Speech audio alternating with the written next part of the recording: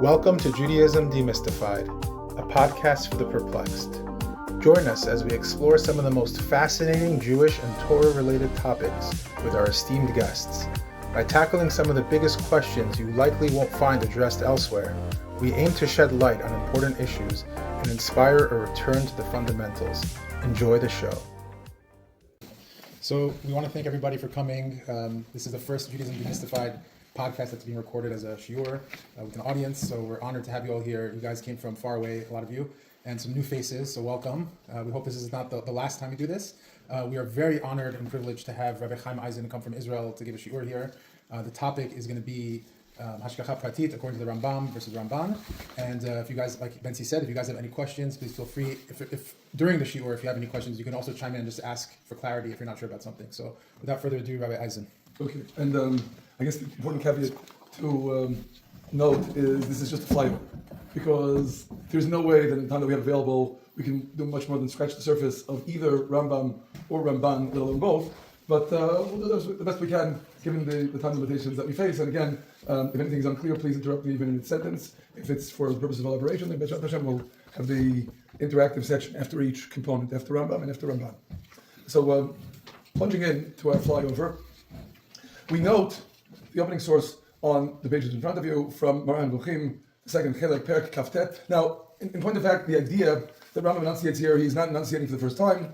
In the Shemona Prakim, his introduction to Masechet Avot, this is an idea that he enunciates in the 8th chapter in his Perush on Pirkei Avot, on the Asara Devarim Shnivru Be'erev Shabbat Ben Hashmashot, the things that were created in the Twilight Zone. Rambam also intimates this idea, but he certainly discusses it at great length in the Moreh, and the critical dimension that we focus upon, because when we consider the manner in which Rambam relates to Nes versus Teva, the whole phenomenology of the miracle, what we see Rambam enunciating here, now there is a complexity to some degree, in that first he presents what he offers as his view, and then he presents what he describes as a wondrously strange idea that is enunciated by the Chachamim, still amount to essentially the same thesis, which is that Rambam regards the miracle and nature as part of one continuum. And what makes this so crucially significant is, if we ask from Rambam's perspective, is there an ontological distinction between the miracle and nature? We have to say that from Rambam's perspective there is not. That is, there is a difference in that on, if you will, a pedagogical plane, that to which we are accustomed, we call Teva. That to which we are unaccustomed, we call a miracle. We are accustomed to water filling its container. We aren't accustomed to water standing as solid walls. So we call the former nature and the latter a miracle. Is there any fundamental difference between them besides our experiences? The implication in Rambam is there is not. And to that extent, of course, the manifest conclusion from Rambam is that we regard the miracles on some level as part of the system. Just we don't know how, but they're part of the system. And if we ask ourselves, why is this idea so important for Rambam to enunciate? There are a number of dimensions in which we can answer this question. I'll note, at least briefly, the second source that is cited here from Rambam is from his Perush on the Mishnah, on the 4th Perek of Masechet Pesachim. At the end of the Perek, as Rambam himself notes, what he's talking about here is actually not part of the Mishnah, and therefore should not be the subject of the Perush HaMishnah. Rather, it is something that appears in the Tosefta, that there was a book, Sefer Refuot, book of remedies, that Chizkiyahu hid away, and the Rambam grapples with the question of what the identity of this book was. He presents a couple of possibilities, that is, that either it was a book of remedies that it is forbidden, according to the Torah, to use because they pertain to Avodah Zarah, or that it was some kind of a collection of various poisons and their antidotes, and it was intended to provide people with the appropriate way of curing individuals who have been poisoned, but instead people were using it in order to do the poisoning. Maybe a somewhat far-fetched explanation, but Rambam makes it clear why he is proposing these interpretations. He provides these interpretations because he heard this interpretation that Sefer Refuot was a book of legitimate remedies that Chizkiyahu hid away so people would not rely upon the remedies in the book, but rather would rely upon God's healing. And Rambam lays into this attitude with uncompromising vehemence. He says, from the perspective of the fools who believe this, you would think that if a person, when he is suffering from the malady of hunger, and goes and takes bread to satisfy this malady, that will already constitute abandoning his trust in God's providence. We'd say to them, rather, you fools, just like we thank God when we eat for providing us the means to be able to eat, so we thank God when we take medicine for having given us the means to be able to cure that which ails us. And again, of course, the essential same idea is enunciated by Rambam. In other words, that not only are we permitted to engage in the natural world, we are enjoined to do so. And a failure to do so is something that would be regarded as a terrible lacuna. With respect to his commentary regarding Sefer Refuot, one could argue that there is, if you will, an ethical component here. The manner in which we are to pursue our lives and engage in our hishtadlut, our this worldly efforts in this world. With respect to miracles, I feel compelled to emphasize an additional dimension. Truth be told, an additional dimension that Rambam enunciates in a number of other passages as well. Again, we don't really have time to go through this all in detail, but in the Ma'amar Tchiyat HaMeitim, Rambam likewise emphasizes this point that so far as he is concerned, to the fullest extent, that it is possible to see everything as a manifestation of nature, rather than something that is a departure from nature, he strives to do so. And when we ask ourselves why this is such an imperative from Rambam's perspective, my proposition is very simple. This is an idea that really is foundational, literally from the first chapter of Moreh HaNevuchim and through the last. What common theme is there between the first chapter and the last? The importance of sechel, the intellect. First chapter, elucidating the words tzelem and demut that characterize the divine imprint upon man. And Rambam says that tzelem is the tzura, the essential organizing principle of man, which is sechel. The last chapter of the Moreh talks about levels of human completeness, the pinnacle of which, the fourth level of completeness, is completeness of the intellect. That the intellect is of such central significance from Rambam's perspective as the means to coming to God is perhaps most vividly enunciated in the parable that Rambam presents at the beginning of the third from last chapter of the Moreh, third chelek, chapter 52.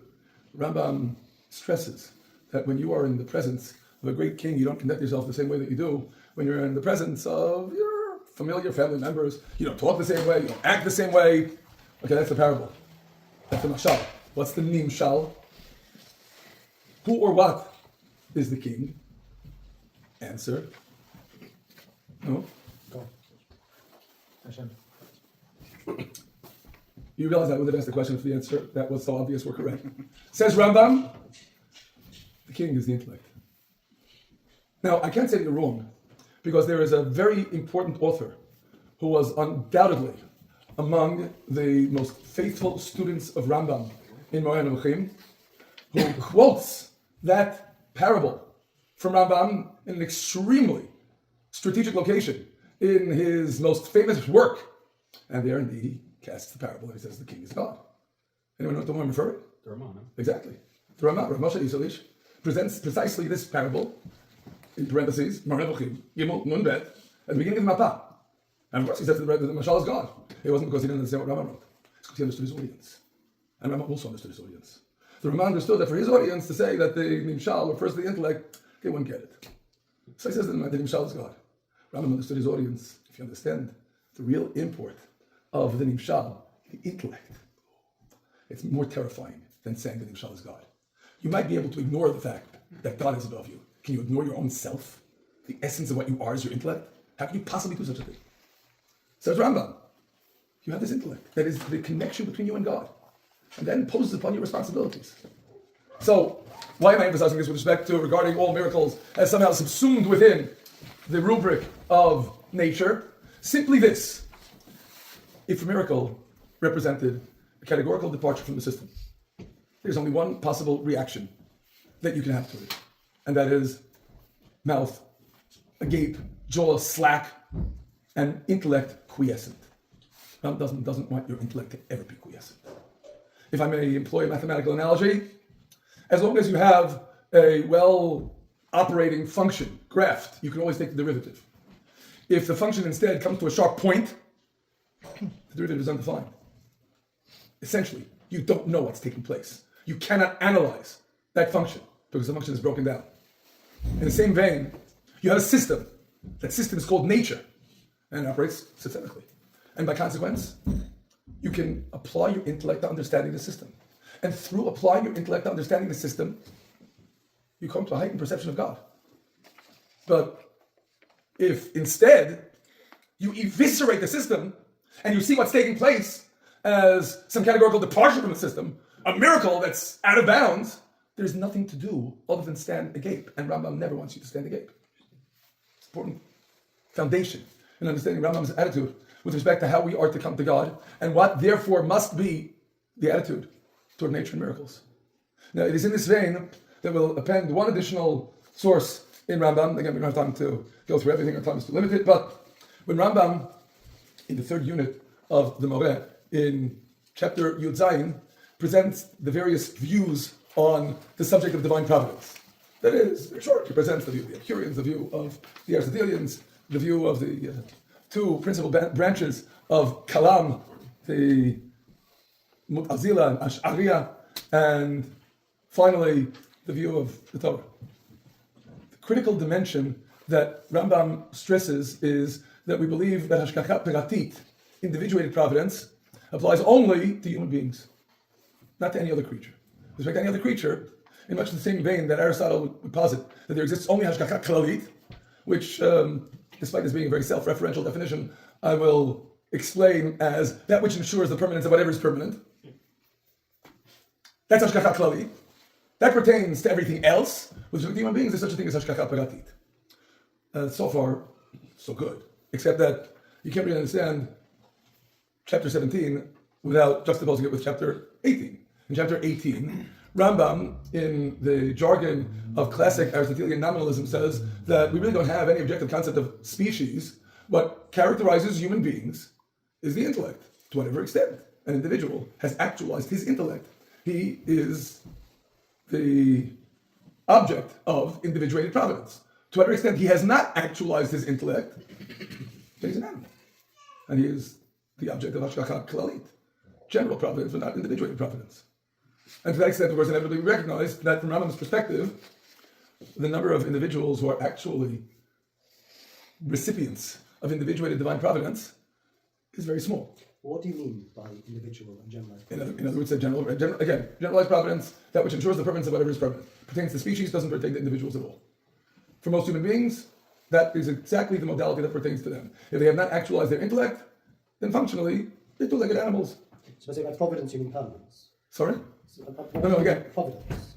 Hashgakha Klalit is that which ensures the permanence of that which is permanent. Hashgakha Pratit is individuated providence. That is something that pertains to the individual as an individual rather than species. The premise, and after all, in the medieval world was that species were permanent. We, of course, don't subscribe to the permanence of species nowadays since we see species going extinct right and left all the time. But that was the premise in speaking of Hashgakha Klalit. The critical aspect of Hashgakha Pratit is it pertains to the individual. The individual, as opposed to merely some greater whole, only to the extent that that individual is animated by sechel, and to the extent that that individual is animated by sechel. In other words, a function of intellect. And of course, inevitably we appreciate, from Rambam's perspective unequivocally, this is something that pertains then to a very small swath of humanity. An additional dimension that we should note in this vein, it's not on the sheets because the sheets were deliberately kept as terse as possible, but nonetheless we'll note it, is an observation that Rambam makes in his commentary on Sefer Iyov. Where do we find Rambam's commentary on Sefer Iyov? The third unit of the Moreh, chapters 22 and 23.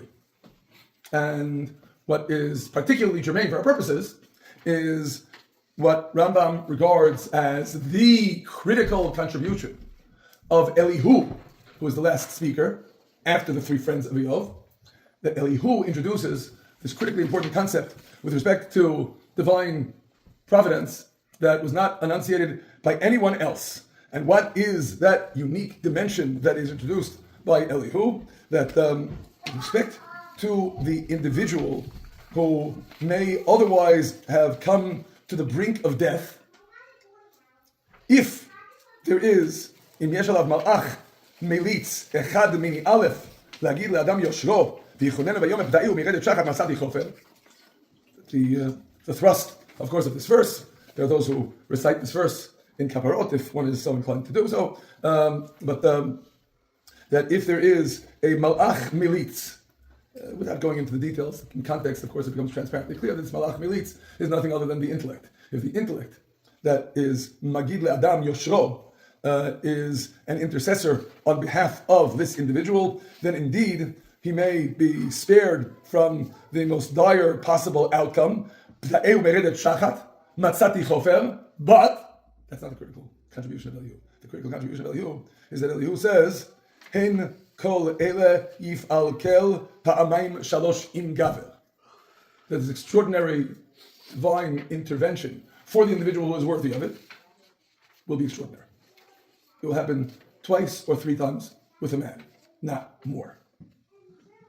And the inevitable question, why not? And there's a machloket among the commentators. That is, the Shem Tov essentially offers, if the devil doesn't get you today, I'll get you tomorrow. Eventually you won't be focused on the intellect, and when you are distracted, you will no longer be the worthy recipient of individuated providence. That's the Shem Tov. The Efodi, like one of the other classic commentators on the Moreh, has a different perspective. It says, every human being is Hoveh Nifsad, the object of generation and degeneration. That is the human condition. So what do you expect to live forever?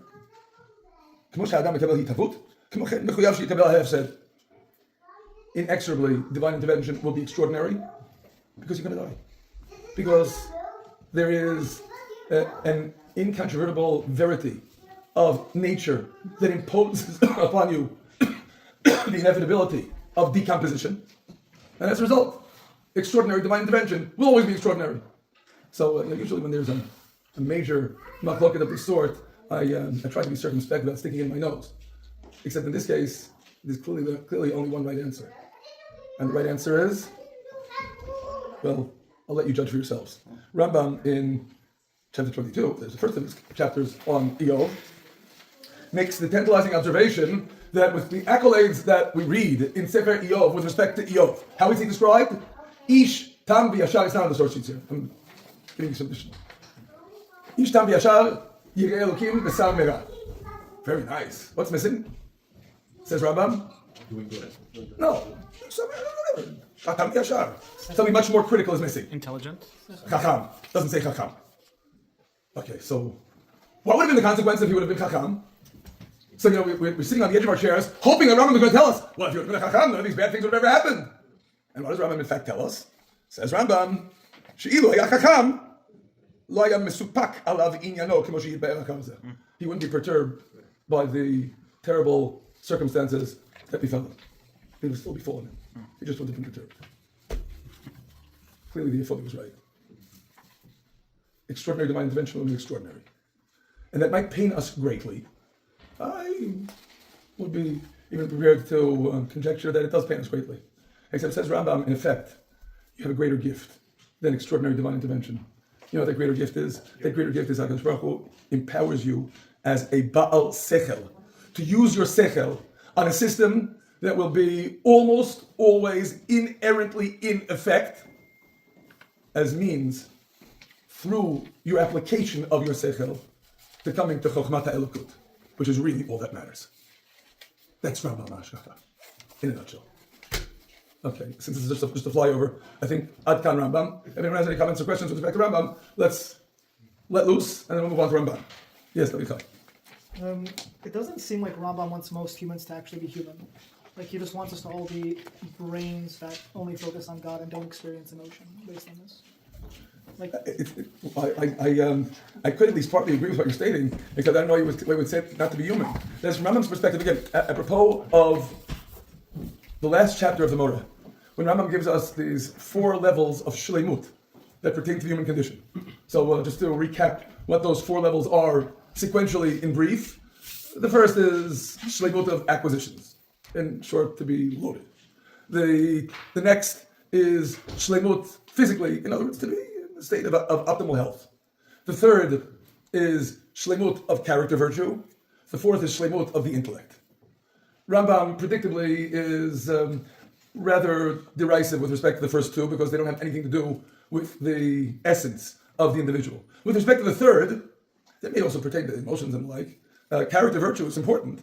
Says Rambam, it's important as means to getting to the fourth, because if a person's character is unrefined, he won't be able to attain the utmost level of shleimut of the intellect. This is something he also enunciates in the first Hashgakha Pratit in chapter 34. But what undoubtedly, from Rambam's perspective, is the essence of the human condition, is shleimut hasecha.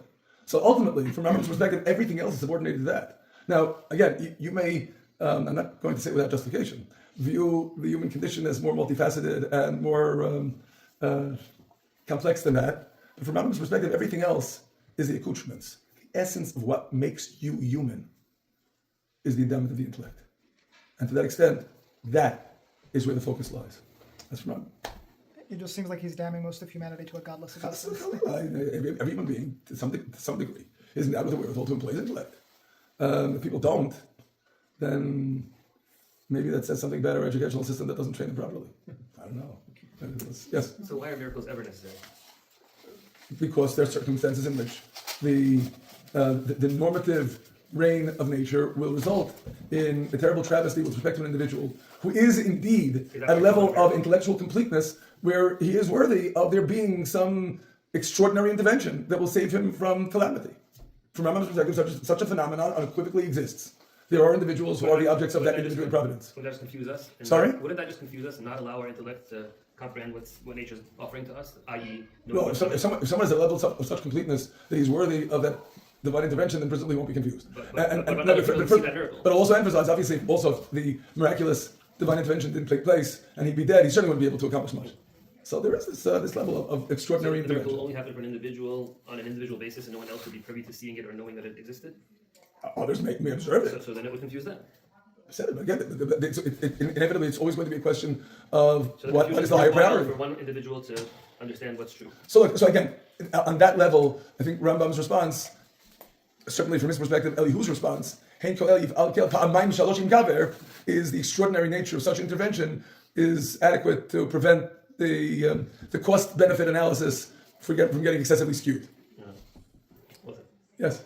As per that which was asked a couple questions ago, which is that the level of being endowed by the intellect as you're describing is so extreme that it seems like it really is far and few, and that whereas the Torah is based around the general abilities of man, what you're describing sort of does sound like most people are destined to fail. So part I must emphasize, it's not failing. It's not failing to be subject to the vagaries of nature. On the contrary, again, apropos of what you said, that being subject to the vagaries of nature gives you the opportunity to succeed in applying your intellect to considering the system that God has created in the world that results indeed in things happening. So my second part to that question is, if that is the case, then is there like a litmus test? Is there a way in which an individual can see and test whether or not he's gotten to that point or if he's on the path to that point, as opposed to wrongly imagining that he is? Like how does one know? I would say if he's engaged in the process of actualizing his intellectual potential, then he's on the right course. What else do we have to go on? That's it. And I want to stress, it's not going to be a matter of a litmus test implies it's something binary. Either you're there or you're not there. From Rambam's perspective, it's indeed a continuum. To whatever extent an individual has actualized his intellect, he is more subject to individuated providence. So does that mean it's subjective to some capacity? To whatever extent an individual has actualized his intellect. If you want to call it subjective, fine. There's its criterion, but the criterion, I reiterate, what Rambam explicitly eschews is saying it's a matter of the species. Because after all, as an Aristotelian nominalist in this regard, it's not a matter of species. It's a matter of to whatever extent you actualize your intellect, you're subject to individuated providence. So, to that extent, we strive every day to be a little bit more in sync with that most precious endowment that God has given us through which to come to Him. Every day, a little bit more. Yes? So an individual who might be limited intellectually, but faithful behaviorally, procedurally, in the mitzvot, would this person be limited in their ability to Hashgakha Pratit? Good question. Excellent question. This is perhaps the access upon which, undoubtedly, many are familiar.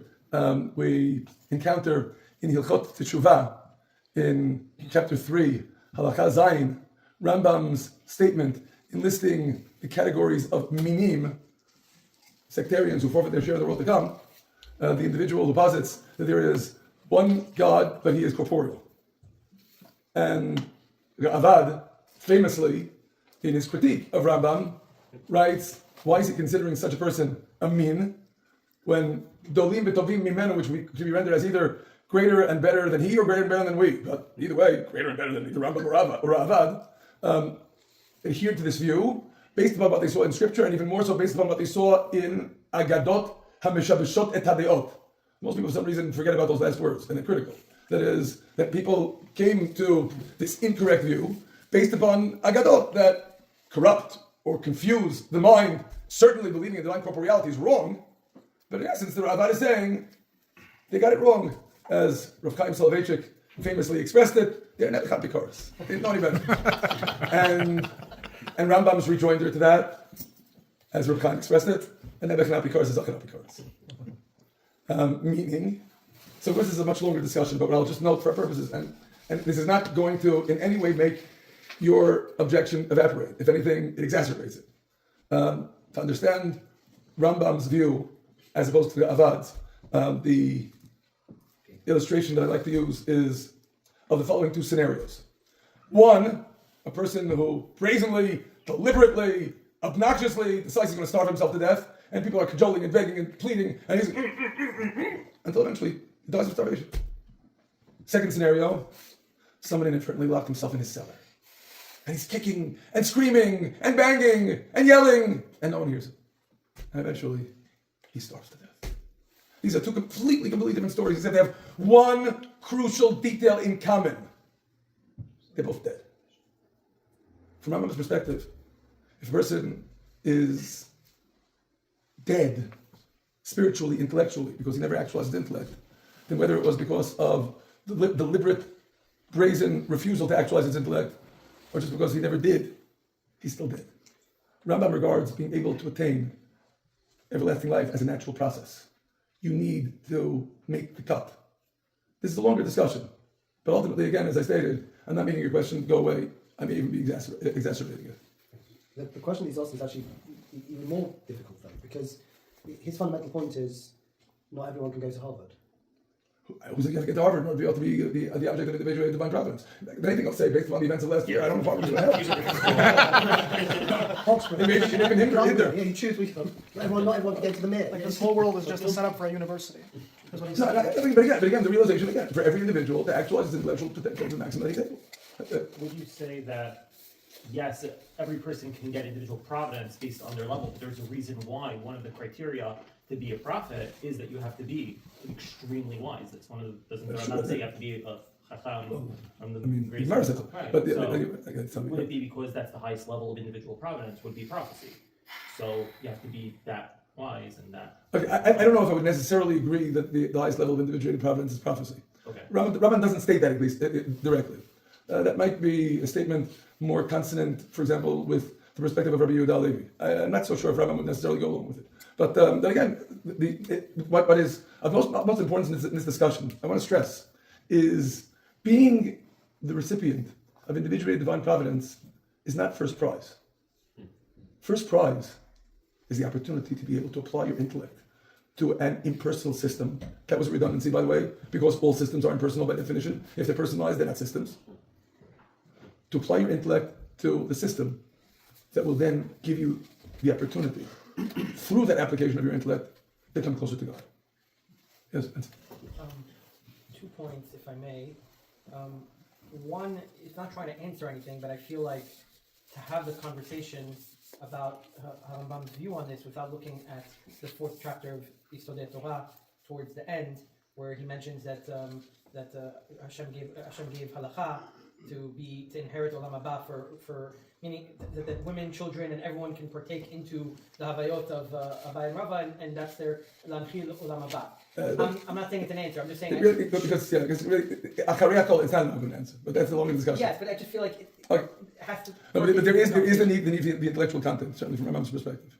But I would say that regarding the idea that as a mean, right, the person who says Hashem has a goof is a mean and we lose the Hamba, I don't think that it takes a towering intellect to be able to get there. In fact, if I'm not mistaken, Rambam in Noam Ruchim says that children should be taught that. Absolutely. So we're not saying that a person has to be a genius to be able to get into Sure, Rambam. We're saying that there are fundamental things that a person has to accept. And to further amplify the point that you're making, Rambam explicitly tells you this is the reason for his enunciating the 13 Yisodot in Akdam al Perek, because essentially the 13 Yisodot are the manner in which Rambam synopsizes the minimum baseline requirements in order to be able to be in Ben Olam Haba.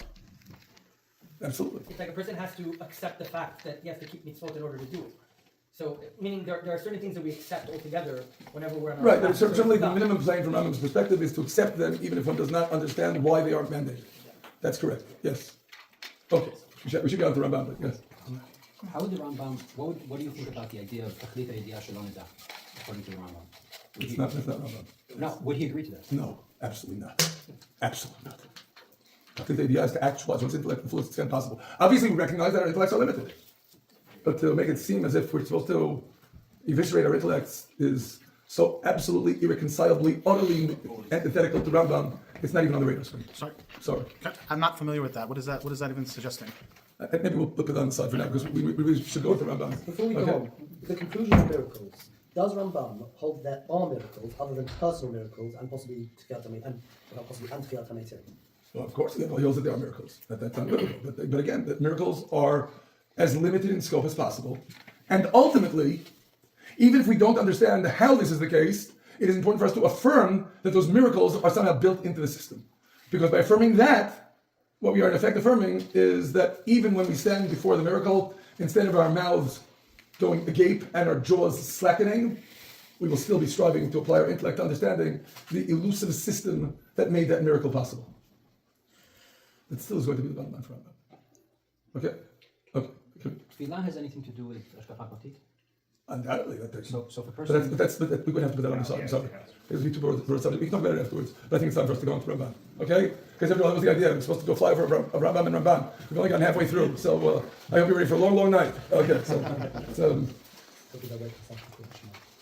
So with respect to Ramban, now, truth be told, the first source that I am presenting in Ramban is at the beginning of Parashat Vayera, where, of course, HaKadosh Baruch Hu explicitly contrasts the level of revelation that pertained to Abraham, Yitzchak, and Yaakov. Vayera Abraham, Yitzchak, and Yaakov, Pekel Shakai, Ushmi Hashem lo nodati lahem.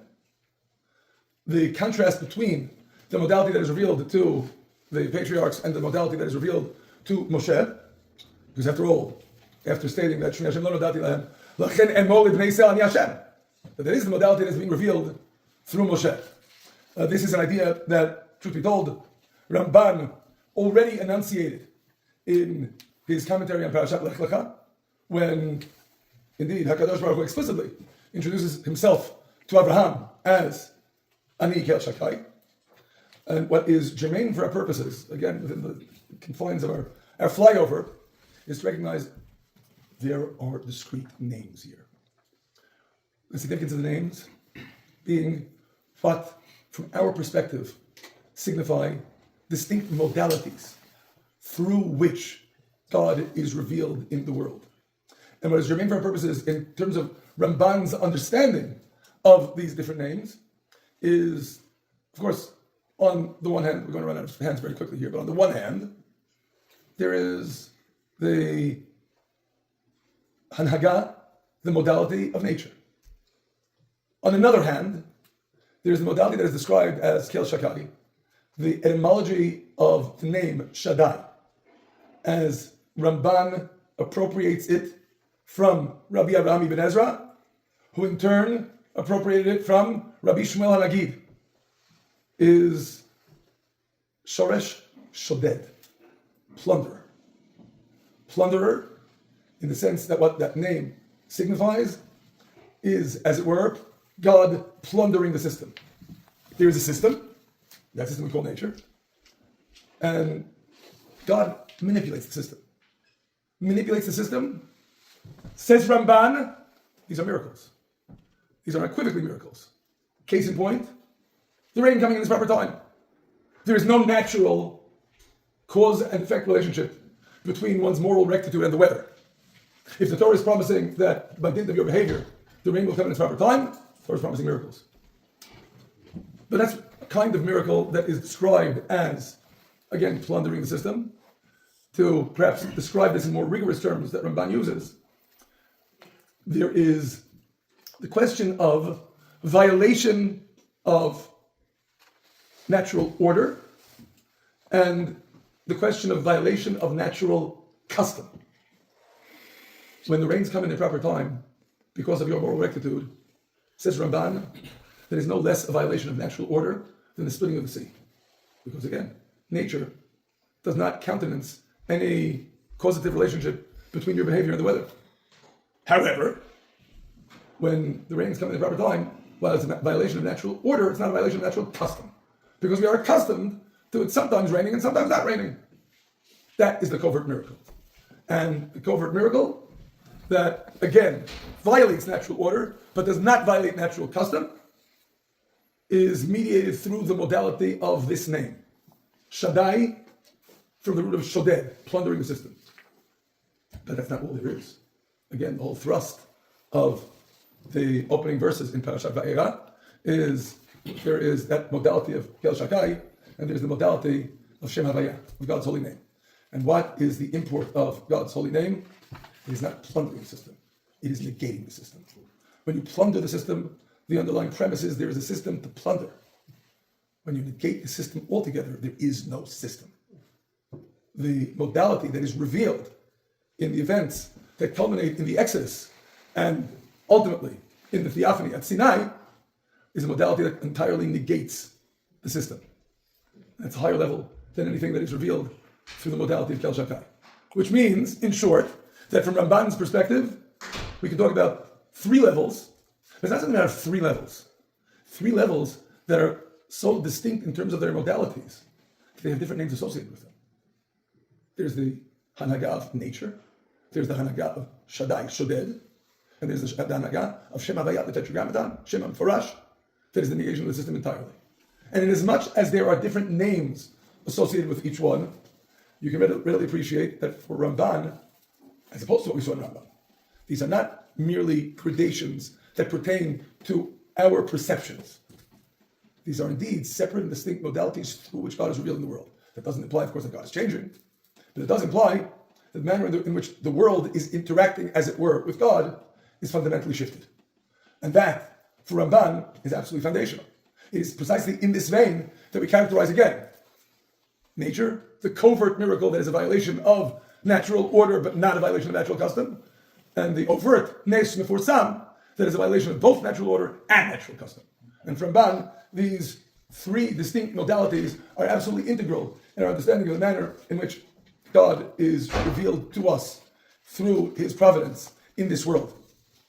Now, again, of course, inevitably we constrained to abbreviate because our time is limited. I do feel compelled to note in this vein the thrust of Ramban at the end of Parashat Bo. This is on page Daled.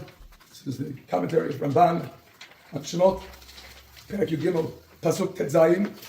This comment of Ramban, in my personal reckoning, has the uncontested status of being the most frequently quoted comment of Ramban, in particular in the yeshiva world, and the most utterly, absolutely misunderstood. In particular, because Ramban, in analyzing the import and consequences of the miracles that take place as part of Yetziat Mitzrayim, notes the singularity and centrality of Zechel Yetziat Mitzrayim, and of course, we should stress in this regard that from Ramban's perspective, rather than Rambam, it isn't a matter of ensuring that we will always be able to, if you will, interface with God through our intellects, but rather on the contrary, to experience something that is part of this world, that is the closest we could come to experiencing the singularity of creation itself. Let's immerse ourselves in those words because they're critical. And on some level, while we can certainly understand the perspective of Rambam in talking about the employment of the intellect, there is a countervailing perspective. The utmost revelation of God is precisely in the singularity of something that is so categorically discontinuous with anything else. It is the very negation of the system. Obviously, the example par excellence of that is creation itself. Except we got a problem with creation. No one ever experienced it. And Yetziat Mitzrayim is the closest we could come to experiencing such a singularity. Again, recall, Shem Havaya, God's holy name, is the modality that is revealed attendant to the events of the Exodus. The consequence of those events is a revelation of God on a level that indeed makes us privy to the singularity of creation itself, as it were. Not quite to that extent, but the closest we can get. And as such, then, for Ramban, the import of the events of Yetziat Mitzrayim is to drive home the realization of divine immanence, and as such, to come to the conviction as expressed, if we look at the last paragraph on page Daled, ומן הניסים הגדולים המפורסמים, אדם מודה בניסים הנסתרים שהם יסוד התורה כולה. We already discussed that. That is, the thrust of the nisim mefursamim, which are negation not only of natural order but also natural custom, is to drive home that there is a constant hanhaga, a constant operation of miracles, manifest also in the rain coming in its proper time, and the various nisim nistarim. And continues Ramban with, again, the line that is perhaps most frequently quoted and most utterly misunderstood, for reasons that we will see shortly. A person doesn't have a share in the Torah of Moshe until he believes that everything that takes place to us are all miracles. There is no nature or the natural custom, whether for the multitude or for the individual.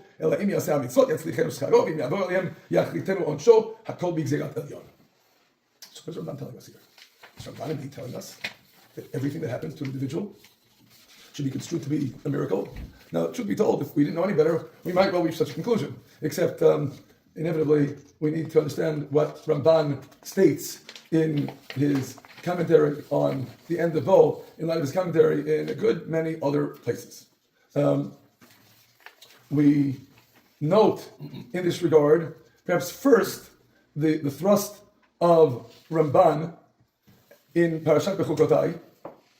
Now, I accentuate this comment of Ramban, which appears on page Hey, in particular because, apropos of what we saw in Rambam's discussion of Sefer Refuot, truth be told, what Ramban enunciates in his commentary in Parashat Bechukotai sounds not terribly different from the position that Rambam was vilifying regarding Sefer Mitzvot. Sefer Refuot, that is the premise that one ideally should not solicit medicinal guidance whatsoever, but rather be doresh Hashem b'navi v'lo yidrosh b'rofim.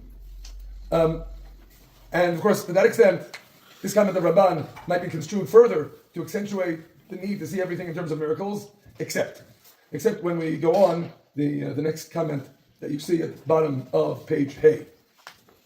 On Ki Yid'ativ Liman Asher Yitzaveh Et Banav Ve'et Beito Acharav.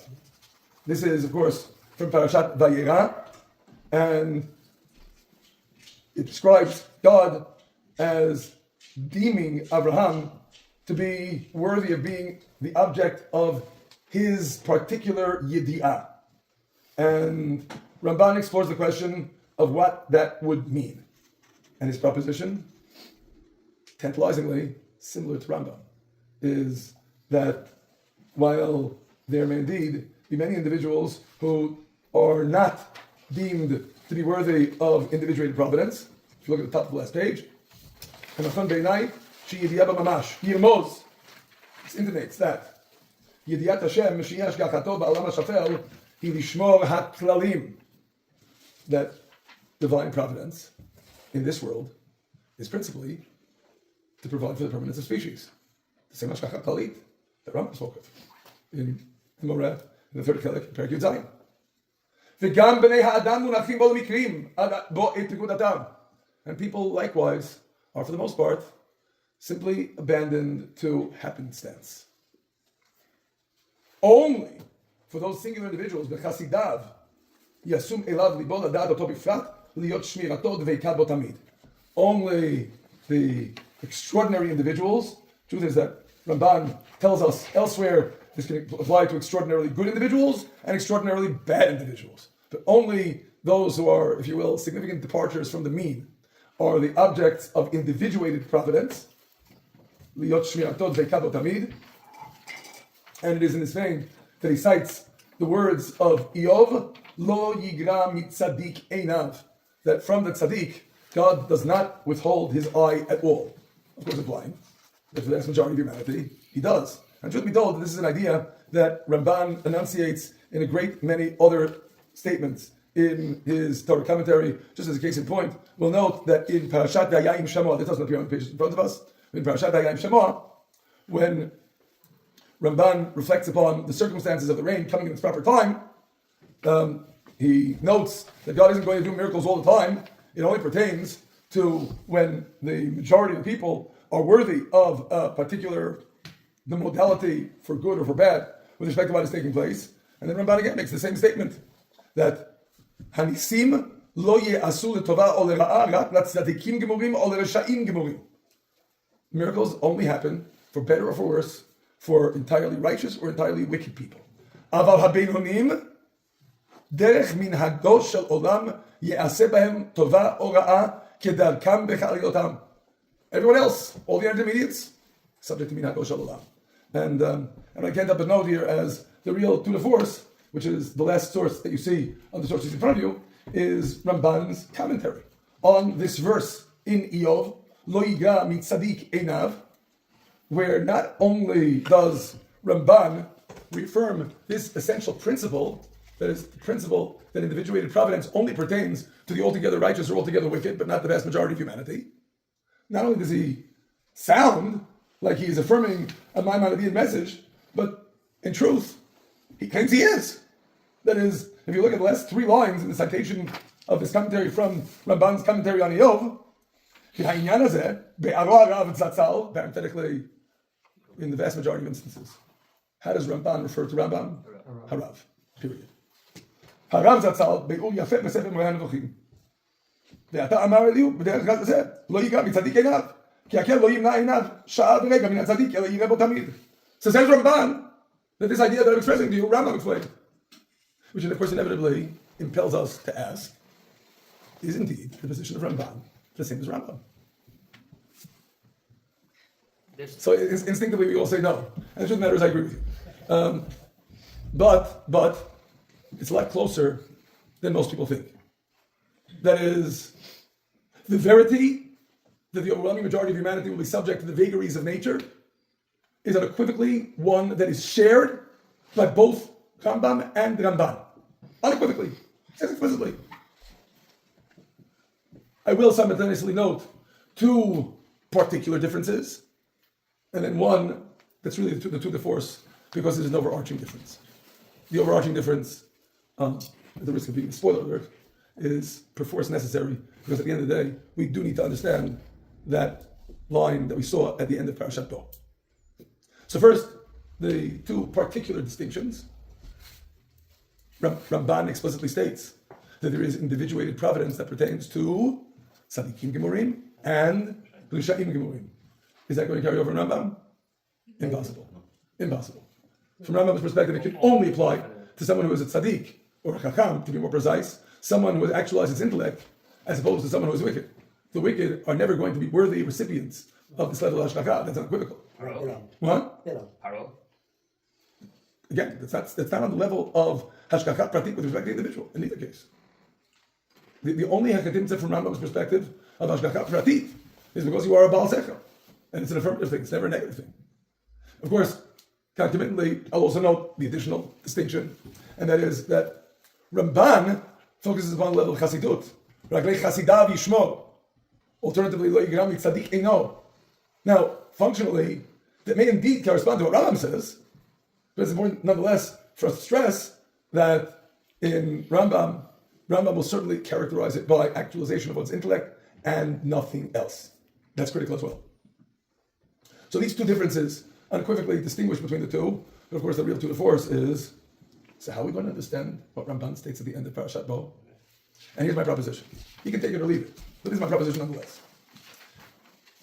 For Rambam, the reason that the vast majority of humanity is subject to the vagaries of Hashgakha Klalit is because there is essentially a default mode.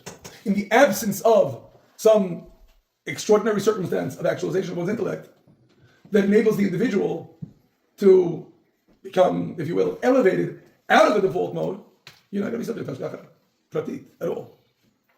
That's according to Rambam. According to Ramban, there is no default mode. For every individual, there is judgment. And if for every individual there is judgment, essentially, that means that for every individual, Hashgakha is a mess.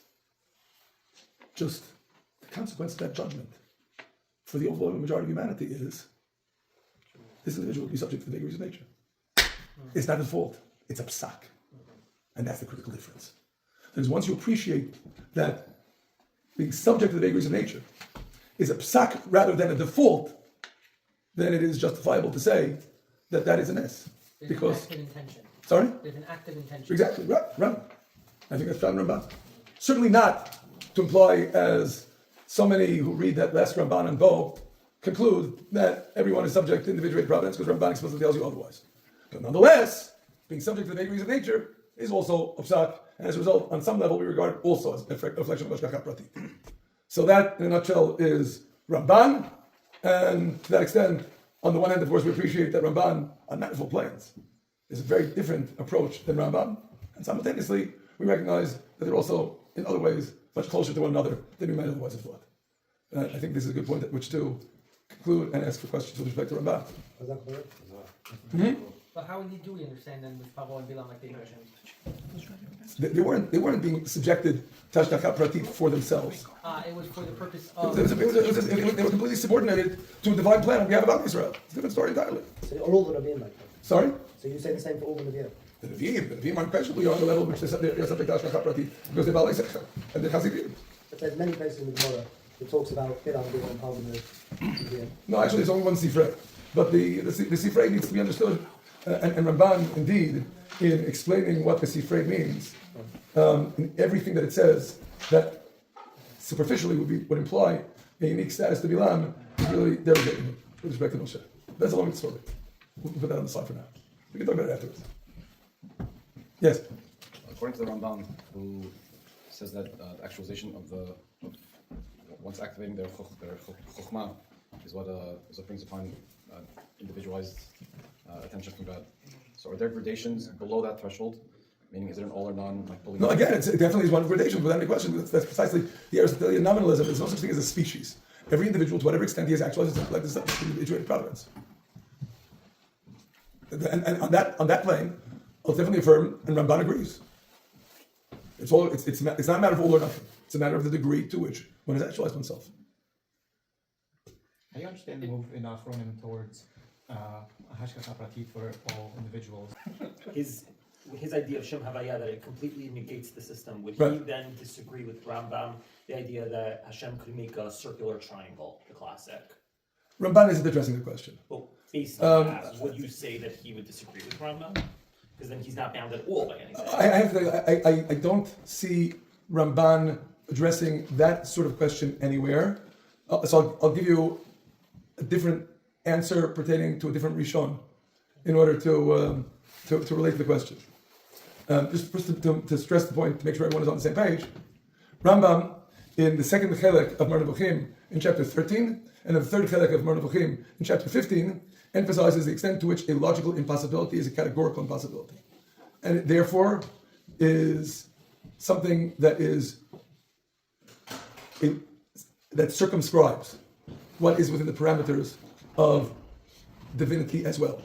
So, for example, for one to ask the question, is it possible for God to make another being like himself? The answer categorically is no, because that's illogical. How is it illogical? Because the definition of God is unconditional existence.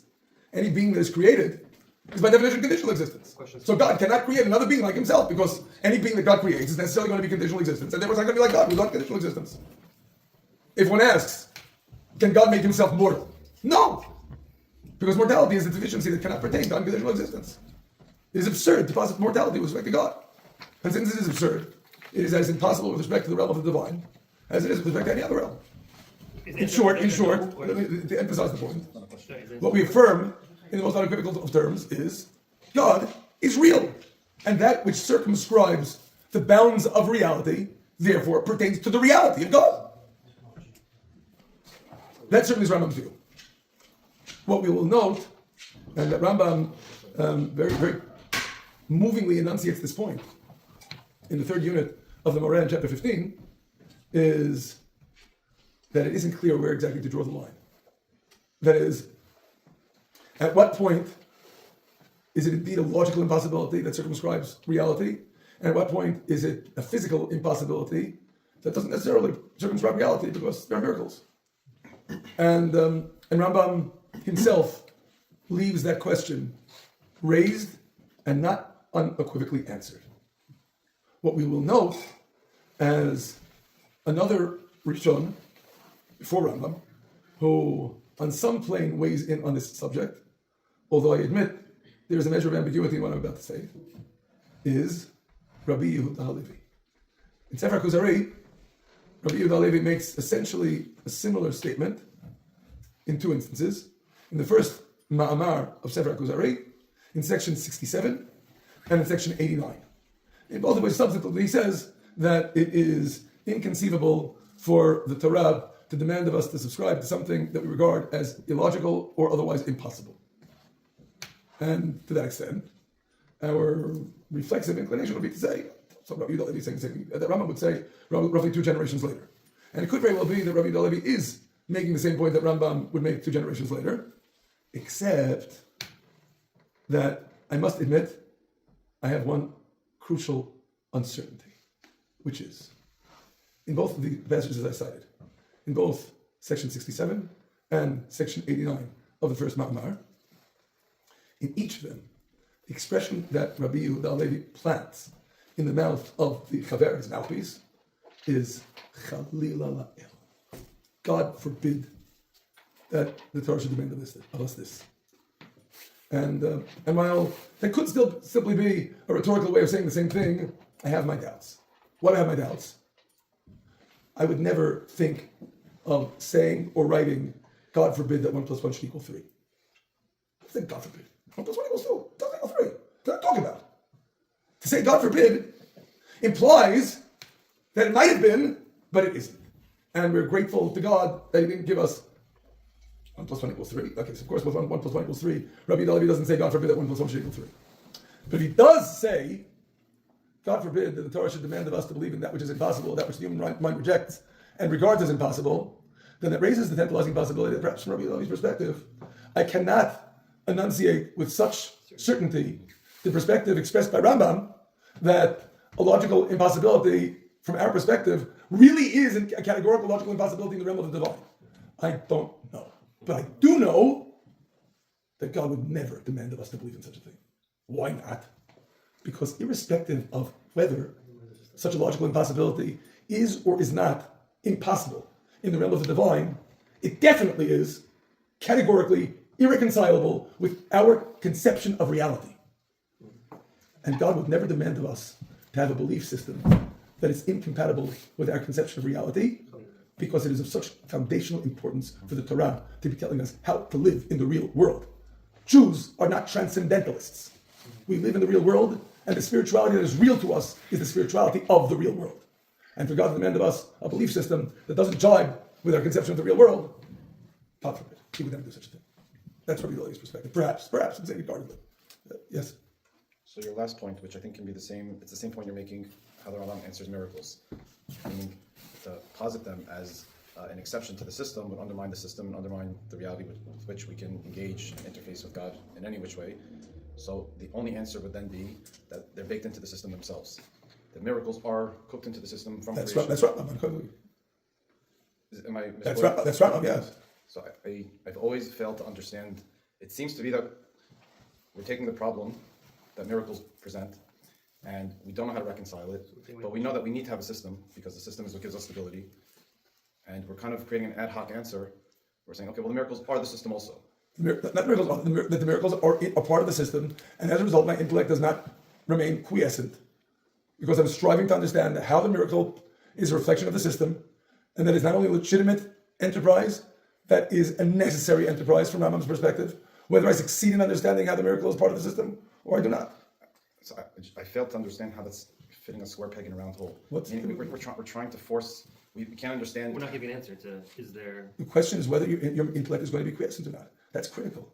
If you posit that the miracle is part of the system, your intellect is not going to be quiescent because you're going to strive to understand how it works as part of the system. Will you succeed or not? I don't know. And it doesn't make a difference either. What makes a difference is you're using your intellect.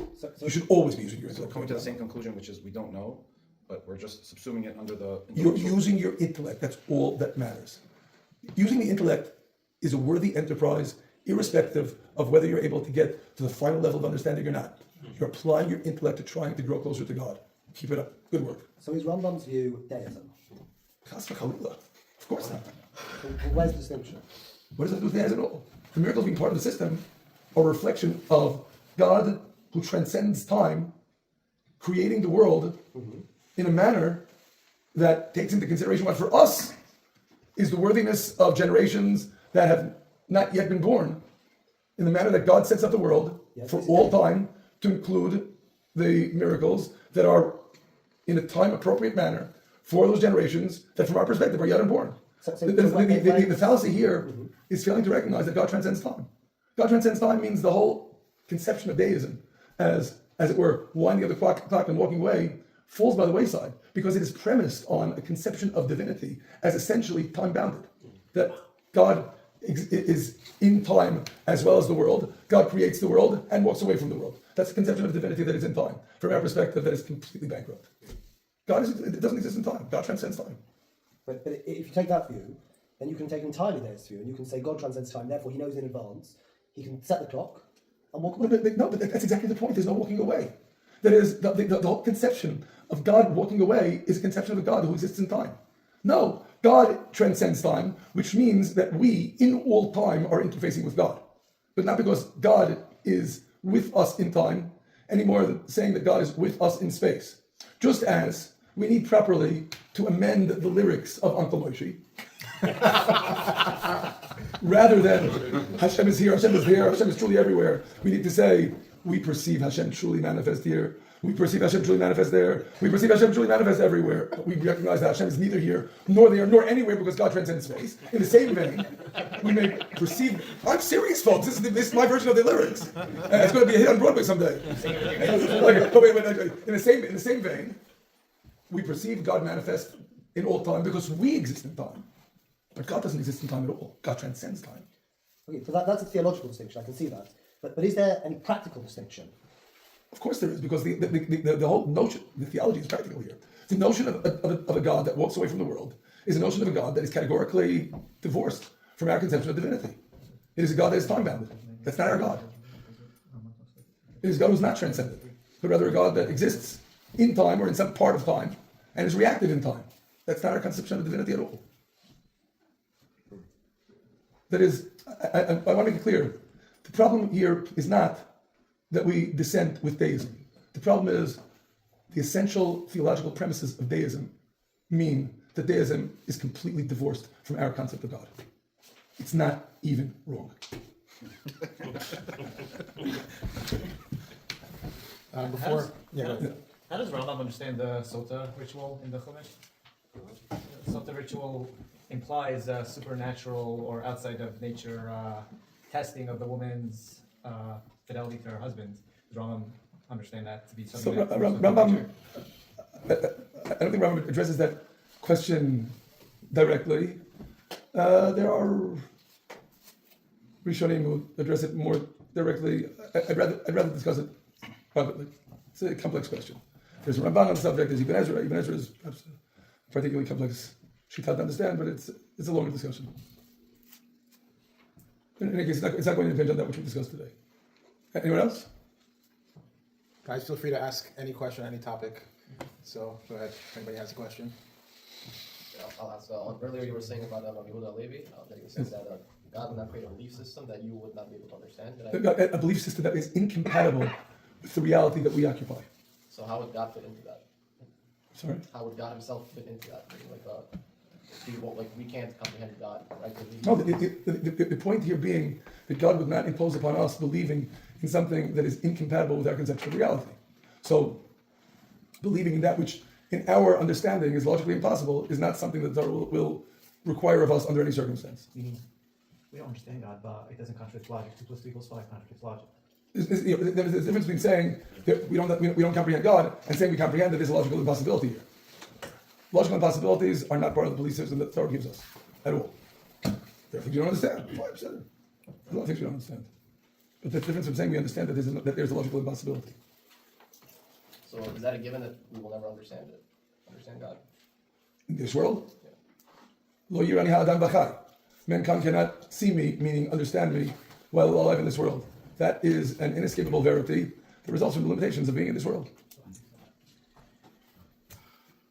It's not a limitation on God. That's not even a limitation on theology. It's a limitation that is inherent in being sentient beings. We aren't capable of getting to an absolute understanding of God. We can elaborate on that further, and if people are interested, I can elaborate further on that. But that certainly would be an inescapable verity from our perspective. We don't claim that we can understand God. You always my ways. Yes. So I want to pose a question, and then immediately after paint why it is a question to begin with. Why are things like Techiyat HaMetim and or Olam Haba, why are these considered fundamentals of our faith that is necessary for our faith? As Rambam lists Techiyat HaMetim as the 13th principle. Why are these necessities, things that should be obvious for us to believe in, as opposed to things that we believe in by happenstance? The reason I ask this is because it seems to, at least in my perception, it seems to not fit the mold of all the other stuff, which sort of seem to be there by one of two ways, either by how we relate to Hashem and our understanding of his involvement with the world, or things that are blatantly obvious in the Torah. Whereas the 13th principle is not explicit in the Torah, nor is it, at least from what I know, correct me if I'm wrong, is not explicit in the Torah, or relates to how we must understand Hashem. Or even be counterintuitive. I must admit, I would have to dissent with your characterization of the other Yesodot of Rambam. That is, in this regard, I think Rav Yosef Albo makes a very compelling case. The list that Rambam is giving us is essentially a list of 5 theological principles, 4 that pertain to revelation, and 4 that pertain to divine providence and order and punishment. So there are 3 lists. The internal organization of the various components in each of these 3 lists is one that is systematically, methodologically ordered with respect to theological principles, believing in God as the first cause, believing in God as unified, as incorporeal, as transcending time, and as the sole object of veneration. Then with respect to prophecy, believing in the idea of prophecy, really believing in the uniqueness of Moshe's prophecy, believing in the integrity of Torah, and believing in the immutability of Torah. And with respect to providence and word and punishment, to believe in God's knowledge of all that takes place in the world and human affairs, to believe that God gives reward and punishment, to believe in Mashiach, and to believe in resurrection of the dead.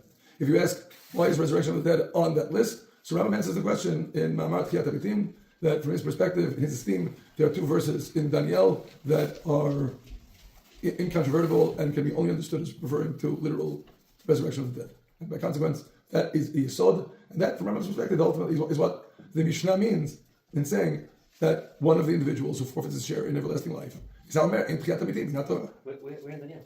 Sorry? Where in Daniel? What verses? So Rabbi Mishinei Admat Afar Yikitzun. So on that, I would ask, why is that understood literally and not metaphorically to mean like? when Rambam this says that is these unaware of verses. Hashem's existence, Rambam says that these verses cannot be understood in any other manner other than literal.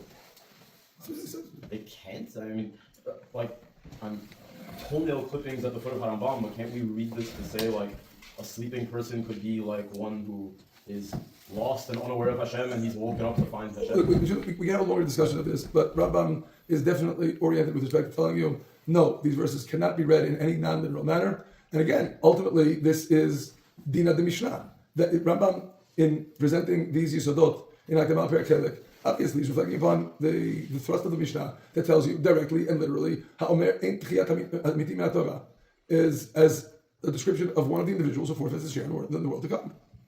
In other words, that Tchiyat HaMetim is indeed foundation. So that kind of answered up for Tchiyat HaMetim, but to segue, like, why would the Rambam have to throw into his Ikarim that you have to believe that Mashiach is going to come from Zer David, Zer Shlomo? He doesn't say that. He doesn't say it has to be Zer David, Zer Shlomo. If anything, on the contrary, when you look at what Rambam states at the beginning of Perek Yud Aleph of Hilchot Melachim, where Rambam says that someone who does not believe in Mashiach and wait his coming is not only kofer bishar neviim, but also kofer b'Torah. So you see what Rambam understands as the kfirah b'Torah that pertains to Mashiach, namely the principle of there being Geula. I think this is an inescapable point when one considers what Rambam is stating at the beginning of Hilchot Melachim, Perek Yud Aleph. Where he says that if someone does not believe in Mashiach and is not awaiting his coming, he is kofer not only in the Nevi'im but also in the Torah. And he quotes the Psukim of Parashat Nitzavim. The Psukim of Parashat Nitzavim don't talk about the specific circumstance of the individual redeemer. It talks about the principle of there being Geula. That belief in Geula that is absolutely foundational for Rambam. Is it specifically to believe in the concept of Geula, or is the specifics also part of what you must? Again, I'm merely noting that what Rambam writes at the beginning of Hilchot Melachim Perek Aleph is that there's an aspect here of kfirah b'Torah, and the psukim that Rambam cites as kfirah b'Torah are the psukim from the beginning of Parashat Nitzavim, pertaining to Geula.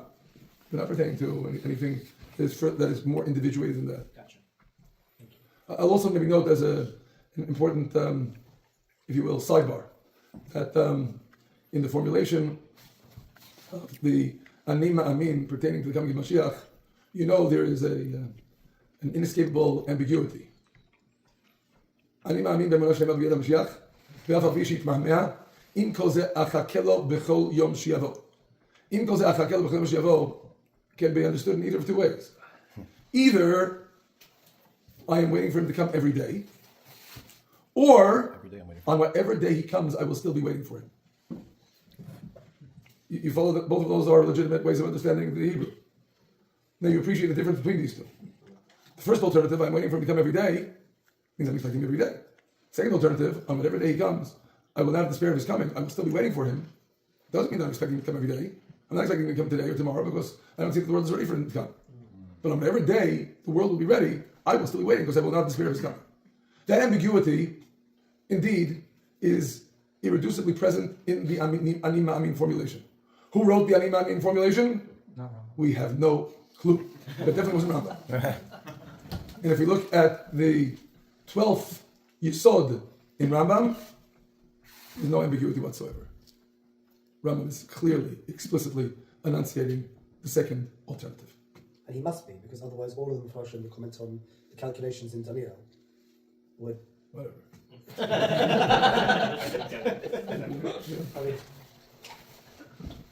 The second alternative again is, on whatever day he comes, we will not have the spirit of his coming.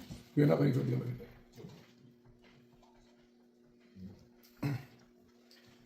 May we indeed take an active role in advancing the world to a state in which indeed we can anticipate his coming tomorrow. We are not there yet. I'll just note as a parenthetical proposition that I think one of the things that we should strive to do to help make the world ready for his coming, recognizing that one of the tasks of Mashiach is, after all, kibbutz kaliyot, for us to actively engage in kibbutz kaliyot by returning to Eretz Yisrael, where we're all supposed to be. We'll see each and every one of you in Yerushalayim. Can I not end on that note and ask one question on that? Okay. No, repeat it then. We'll cut the recording after. It's I don't know, not a very heavy, whatever. I won't qualify the question. Is this iteration of Yishuv Haaretz? Can this be non-permanent? Is there any way that this is not Reshit Tzmichat Geulatenu? We don't. You're asking a very short question. My response is, in as much as no Navi has come to tell us where we stand exactly on God's clock, I don't have the wherewithal to be able to state where we are. All I can state is what responsibilities we have as part of the Torah, irrespective of where we are on God's clock. And mitzvah Yishuv Eretz Yisrael is mitzvah Tmidit, so that's something that demands of us a response, irrespective of our knowing or not knowing. It Positively do not know. Sorry? It doesn't matter whether or not it is our responsibility to be. It doesn't matter with respect to our responsibilities. It may matter humongously, but it doesn't matter with respect to our responsibilities. Because our responsibilities derive from the Torah, and the Torah is forever. Anybody have any questions? Other questions? What's this? What? No, I was showing him. The Rambam says Zera Shlomo, and that's one of the questions that they ask in the Zohar. Because the Zohar says that he's going to come from Zera, David, Zera, one of the other kids. So. Again, you look at the lashon at the beginning of Hilchot Melachim Perek Yud Aleph. But he does say Zera Shlomo in the term. But the more prescriptive text, after all, is the Mishnah Torah. You look at Hilchot Melachim Perek Yud Aleph. I'm saying eight problems for Zohar people.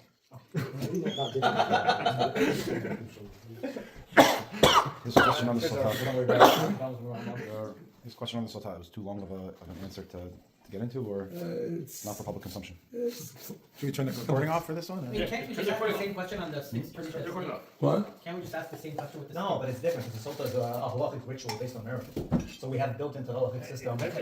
I mean, so I mean, you can say the Gemara is all the conditions, but then you're saying it's a hoax ritual, unless I don't know.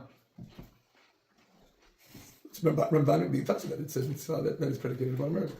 No, I'm wondering how the Rambam would understand it. So again, it's not clear to me what Rambam would say on the subject. Because any answer that's complex. We'll leave it at that. Yes? Somewhat touching on the last question I asked about the Theological team, but like also to branch out to other things as well.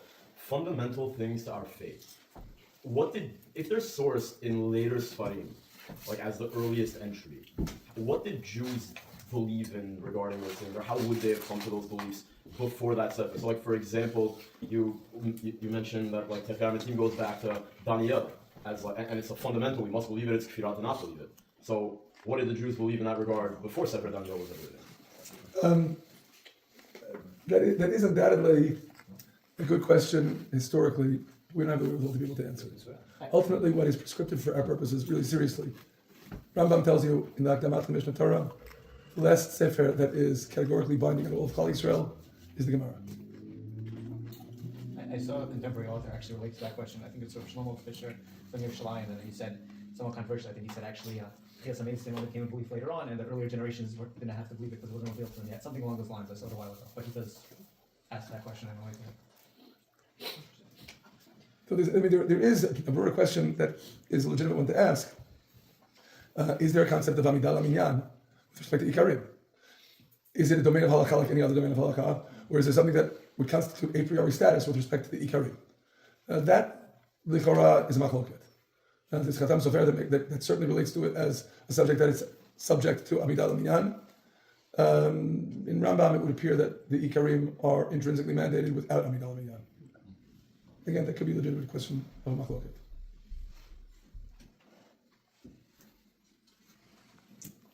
Any other questions? No questions. It's okay. I'll manage with this. Yes, it's okay. Can I shut it off? Question. Sorry? Here's a question. Just one question. You mentioned earlier the idea of miracles being baked into the system according to Rambam. Otherwise, we would be placing a limitation on Hashem, right? It's not so much Rambam does mention that idea of Shinui Ratzon. But again, I'm going to reiterate that conceptually, The reason that Rambam makes this proposition is because that means that there's a system that subsumes within it the miraculous as well. And to that extent then, that the miracle does not elicit in us quiescence of the mind, but rather active engagement with the intellect. That's what's important. Anybody else?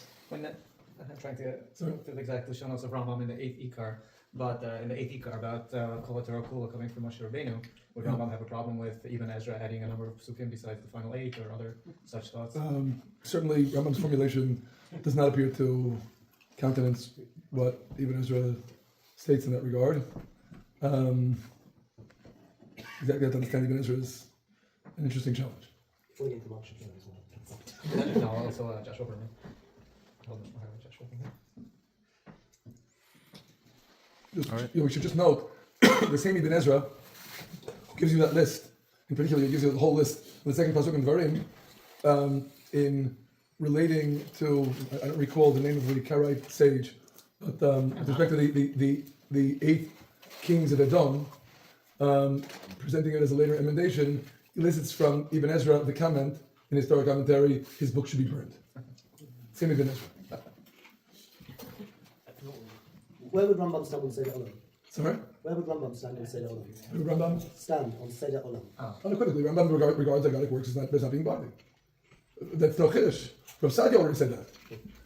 If anything, with respect to Seder Olam, this is something we've discussed in other contexts. We can announce it. I'll just mention in passing right now. With respect to Seder Olam, if you ask me among the Rishonim, who is the most outlandish, way out revolutionary, there's no contest. That accolade unequivocally goes to Ramban.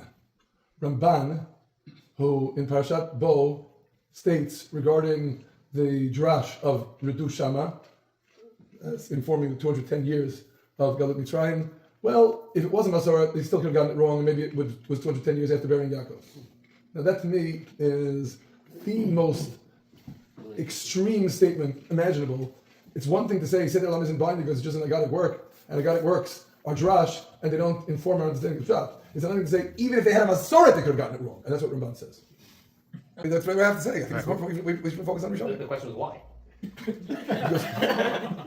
Because the Rishonim give us the most encompassing, holistic guidance on how to understand the principles of Judaism as they distill them from Chazal. Why Rishonim and not Geonim? Geonim and Rishonim are part of the same.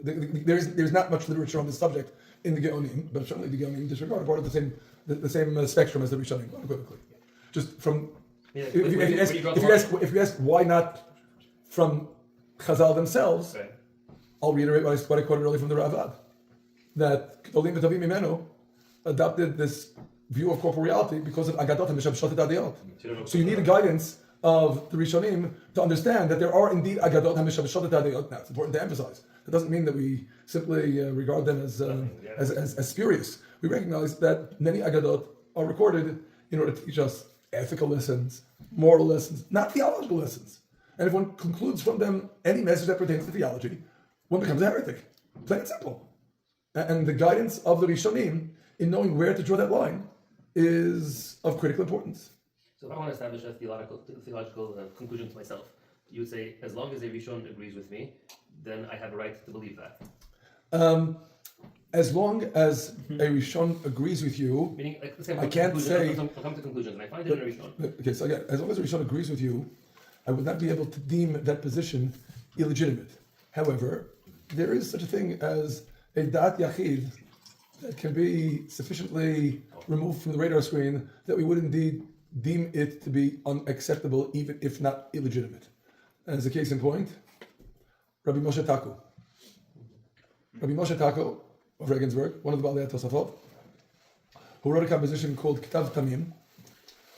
It was never really published in scholarly work in the 19th century, but Rabbi Moshe Taku appears to have a conception of Kivyachol, God taking on a physical form in the same way that Malachim, according to Ramban, can take on a physical form. There are Gemarot that seem to militate in favor of that interpretation. We would unequivocally regard that attitude as unacceptable.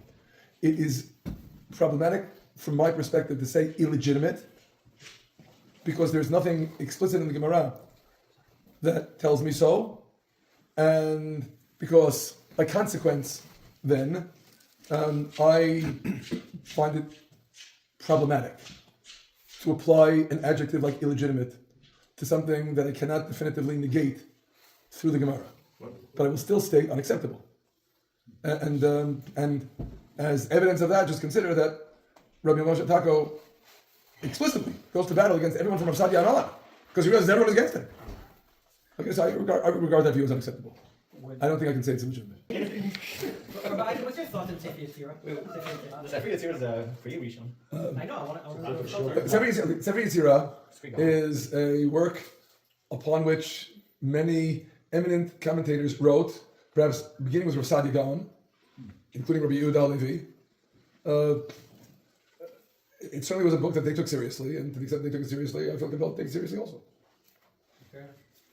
You're going to ask me, was it written by Avraham Avinu? I don't know. No, I wasn't asking that. Okay, fine, good. No, I'm being serious about it. I just Fine, want to that's fine. I think he still wants you to answer that question. I think he still wants you to answer. Well, I got my answer. To answer that question because he said if a Rishon says it and if the Zohar is a Rishon and it's a Das Rabbim, then you could go with the Zohar. I want to hear the answer to that question. Before you move on, jumping back to Sefer Yetzirah, since I was taken seriously, what will we say regarding Sefer Yetzirah, tying that into what we were speaking in the beginning with Rambam, saying that there's nature has a system and then there's ways to like break off from the system. That's what we were saying with Rambam in the beginning. That there's times when a miracle happens and that's just breaking off from the system. I didn't say that according to Rambam. Rambam or Ramban? Ramban. Ramban. Okay, Ramban. Sorry. Would he say that Sefer Yetzirah is like quote unquote a way in order to tap into controlling the direction of the? No, that's if you're referring to the Gemara about Sefer Yetzirah, there's nothing Like in the Erev Sefer Shabbat Yetzirah. and all There's that. nothing in the Sefer Yetzirah that we have that would seem to imply any of that stuff. So whether there's any consonance between the work to which the Gemara refers and the Sefer Yetzirah that we have, I have no idea. But there certainly is no indication in Sefer Yetzirah that it's anything other than a speculative work. There's certainly not a book that informs any kind of that. It works. Right. Yeah. No, Sefer Yetzirah we have is a purely speculative work. I mean, Rav Sadia Gaon's time was seen as a philosophy work or something like that. Right. Yeah. What was your question again? My question. My friend here wants to know if he could rely on the Zohar as a Rishon. What I'll note for our purposes is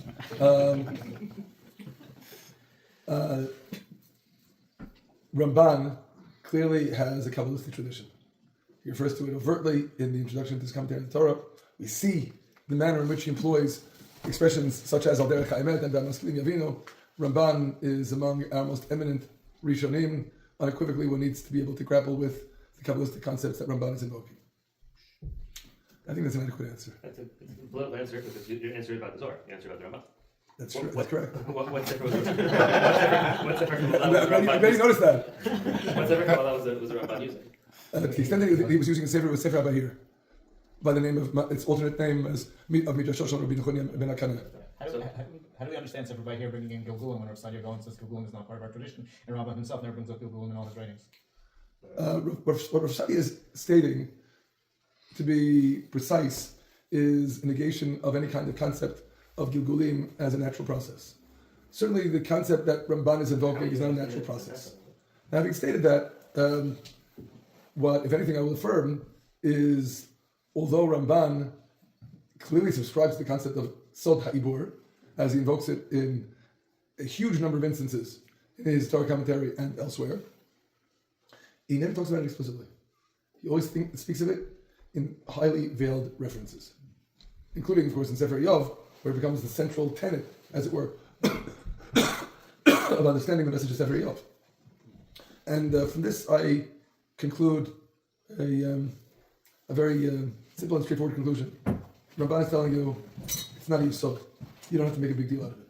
And as a result, I'm not even going to explicitly refer to it, overtly elaborate on it, because it's important for me to maintain it under wraps as an esoteric tradition. If you don't subscribe to it, fine. I think that's from Ramban's position unequivocally. Rabbi Eisen, when the Ramban talks about demons and spirits, and he says that I've come to believe it because I've seen it with my own eyes, I've empirically Necromancy. seen them. I've never understood what that meant. Because I'm not of the opinion that he was making. I do think that he meant what he said, but I don't understand what he's saying. I don't know what he saw either. I'm not saying that. I'm not saying that in any way. No, I'm not saying that in any way to be jocular. I mean that I'm serious. They were talking about No, I agree. I wasn't. Excuse me, hello. I wasn't. That wasn't a joke. I was saying it in all seriousness. That is. I don't know to what Ramban is referring.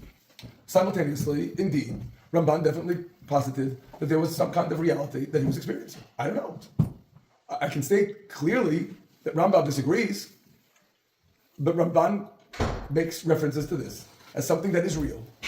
And I have no doubt that he was being completely genuine in stating that. What does that mean? I don't know. But there's a fundamental machloket between Rambam and Ramban on the subject. were there other Rishonim that we know of that spoke of this in the same way about that subject? Well, with respect to Kishuf, it's interesting that you raise the point because this is something that is an extraordinary comment in yesterday's Sedra, in Rabbeinu Bachye on Mechashefa Lo Techayeh, in the name of Rabbeinu Chanana. Might you by any chance have a Rabbeinu Bachye within reach? And if not, will you have a Gemara Chulin within reach? Yeah, downstairs. I can get it in one. Okay, so yeah, please. Can you ask the question? I'll give an answer. Okay, so first of all, this is an exercise that helps drive home that pithy statements that we all know from the Gemara, but we may know out of context, may well be misunderstood. Such as the statement that undoubtedly everyone is familiar with, Ein Adam nokef etzba'o milmata el im ken malchizim alav milmala. What does that mean? The person doesn't stub their finger without pushing the finger. Okay, so of course, at face value, we might think that actually means something like what gets bandied about nowadays is no such thing as coincidence. Anytime that anyone hurts his finger, it means that there's a direct divine decree up above. Let's see what the context is here. So it says the Gemara, this is in Masechet Chulin and Zayin Amud Bet. Ein od milvado, amar Rabbi Chanina ve'afilu kishafi. It includes witchcraft. And the Gemara reports, Hahi itita dehavat kamahada an mishkal afra mitutei kari de Rabbi Chanina. So this woman was trying surreptitiously to gather dust from under Rabbi Chanina's feet in order to cast a spell on him and kill him. That's what Rashi understands. And Rabbi Chanina's reaction to her conduct is Amar Ashkoli, take the dust, do whatever you want. Lo misayim miltich. You won't be successful. Ein od milvado ktiv. Nothing besides God. Nothing happens if it isn't within the context of the divine decree. Now, the next line of the Gemara is structurally a very difficult line to understand. The next line of the Gemara is but Rabbi Yochanan says that they call it kshafim because whether machishim means they deny or they enfeeble. They haven't really retinue. What's the obvious question? Okay, so Rabbi Yochanan says, Rabbi Yochanan and Rabbi Chanina, they're both amara'im. What's the big deal? Not clear. In any case, in the Gemara, the response to this supposed question is Shari Rabbi Chanina de Nefisha Zchute. That Rabbi Chanina has the zchuyot that he doesn't have to worry about kshafim. So he says, Ein od milvado ktiv, and the next line is the line that we started out with. Rabbi Chanina ein adam nokefet va'om milmata ela im ken machizim alav milmala. Comes along Rabbi Chanina and says, well, that's the way the Gemara presents itself. But really, Shno Yehu, it's just derets. This is a fundamental machloket between Rabbi Chanina and Rabbi Yochanan. The fundamental machloket is, do we regard kshafim as having any efficaciousness whatsoever or not? Comes along Rabbi Chanina and he says, Eino bilvad oktiv, it's all garbage. It doesn't exist. Rabbi Yochanan says, Rabbi Chanina says, Eino bilvad oktiv. And of course, in that context, it says, it's not some kind of statement, there's no such thing as coincidence. It's that don't think that anyone stubs his finger because of kshafim. If there isn't a divine decree, it's not going to happen. You don't have to worry about some witch doing something to you that would be in any way efficacious if it's not a consequence of a divine decree. But now when we consider further the ramifications of this Rabbeinu Chananel, we're all familiar. There are a fair number of sugyot in Shas that presume some level of efficaciousness in Kshafim. But from Rabbi Chananel's perspective, we have this foundational machloket between Rabbi Chanina and Rabbi Yochanan. We all like Rabbi Chanina. We take Rabbi Chanina, we run through all of Shas, and every place we see anything that talks about Kshafim, we take out our stamp and we say, not l'halacha. Because we all like Rabbi Chanina. This is a significant enough perspective on its own. It becomes all the more significant when we appreciate that it is generally accepted that Rambam was profoundly influenced by Rabbi Chananel in his psikah. This could underlie, of course, what Rambam states explicitly in the Chod Avodat Kachavim, Perek Yud Aleph Halachat Tetzayin, when he says that all these divination and soothsaying and sorcery, all of it's completely nonsense. So you have a perspective based upon Rishonim. Rishonim tell you we don't hold from it. We ignore it. What do we do with Kishuf and Tanakh? What do we do with Kishuf and Tanakh? Like religious indoor? Well, we already know this. We have Rabbi Yehuda Bar Balaam who says that the whole thing was a slide hand. Rabbi Shmuel Bar Chofni Gaon. He says that nothing actually took place there. We do a doctor. Bring Rabbi Shmuel Bar Chofni. Yeah, that's what I'm saying. Yeah. He brings in all the. Yeah, right. Is the Barber also the governor? Is the Barber also the governor? I don't know.